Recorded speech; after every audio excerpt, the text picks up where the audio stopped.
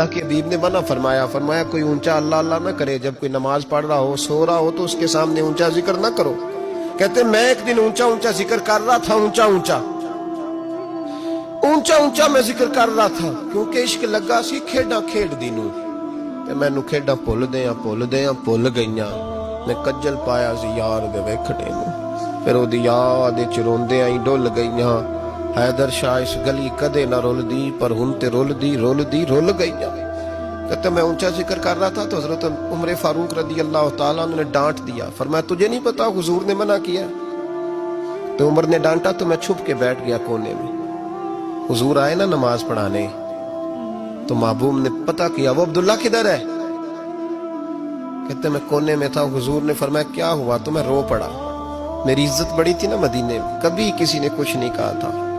نبی کریم نے فرمایا کیا ہوا؟ عرض کی حضور کچھ نہیں۔ پھر بھی بتاؤ؟ کہتے میں رو پڑا، میں نے کہا یا رسول اللہ میری غلطی تھی تو سیدنا فاروق اعظم نے ڈانٹ دیا ہے۔ فرمایا ہوا کیا؟ یا رسول اللہ میں اونچا ذکر کر رہا تھا، اور بات بھی ٹھیک ہے، کچھ لوگ قریب نماز پڑھ رہے تھے، حضرت عمر نے منع کیا، نبی کریم علیہ السلام نے فرمایا بلاؤ نہ ذرا عمر کو، خود قانون حضور نے بنایا ہے کہ اونچا ذکر نہ کرے جب کوئی نماز پڑھ رہا، بلاؤ نا عمر کو۔ جناب عمر آئے تو حضور نے فرمایا عمر میرے عبداللہ کو کوئی نہ ڈانٹے، کسی ان پڑھ سے، کسی دیہاتی سے، کسی بھولے سے انداز دیکھے حضور کا، اسے کوئی نہ ڈانٹے۔ پھر حضور نے فرمایا تمہیں پتہ ہے یہ میرے لیے کتنی تکلیفیں برداشت کر کے آیا؟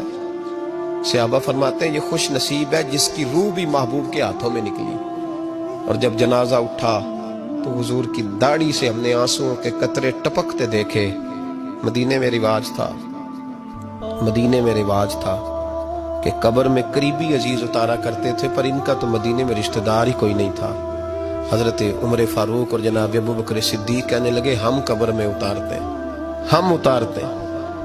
جب ان دونوں نے اٹھایا قبر میں گئے تو کہتے ہیں کمال دیکھو اللہ کے رسول ہم دونوں سے پہلے قبر میں اتر گئے، اور حضور نے یل بدایا ون نہایا میں موجود ہے، کب مجھے دو میں قبر میں اتارتا ہوں۔ کہتے ہیں حضور نے تنے تنہا پکڑا، تنے تنہا قبر میں اتارا، پسے مردن فرشتوں نے جو تلاشی لی تو کیا نکلا؟ فقط ایک دل کے گوشے سے خیال مصطفیٰ نکلا۔ نبی کریم علیہ السلام نے قبر میں رکھا اور ساتھ فرمایا اے اللہ میں آج شام تک اس سے راضی تھا، تو بھی اپنے کرم سے اس سے راضی ہو۔